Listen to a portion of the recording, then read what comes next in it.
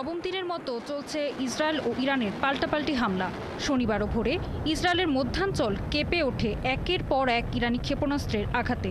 ইসরায়েলের প্রতিরক্ষা বাহিনী IDF জানিয়েছে, শনিবার ভোর থেকে অন্তত 10টি ব্যালিস্টিক ক্ষেপণাস্ত্র ছুড়েছে ইরান। সিল্কোর সিল্ক অ্যান্ড শাইন, যাতে আছে আর্গান অয়েল ও ওট প্রোটিনের গুডনেস, যা আপনার চুলকে রাখে হেলদি অ্যান্ড শাইনিং। ইসরায়েলি সেনাবাহিনী স্বীকার করেছে, শনিবার সকালে ইরানের দুটি ড্রোন ইসরায়েলের আকাশ প্রতিরক্ষা ব্যবস্থা ভেদ করে দেশটির উত্তরাঞ্চলে ও দক্ষিণাঞ্চলে আলাদা হামলা চালিয়েছে, যা অনেকটা ইসরায়েলকে হতবাক করেছে বলে স্বীকার করে নিয়েছে দেশটির প্রতিরক্ষা বাহিনী। একই দিন ইরানের ইস্পাহান পরমাণু গবেষণা কেন্দ্রে কয়েক দফা হামলা চালিয়েছে তেল আবিব।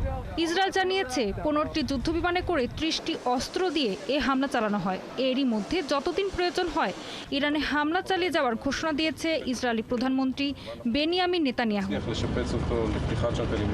আর ইরান ইসরায়েল চলমান সংঘাতে যুক্তরাষ্ট্রের সম্পৃক্ততা খুবই বিপজ্জনক বলে সতর্ক করেছেন আরাকচি। তিনি বলেন, ইসরায়েলকে থামানো হলেই তবেই কূটনৈতিক সমাধানের পথে যাবে ইরান।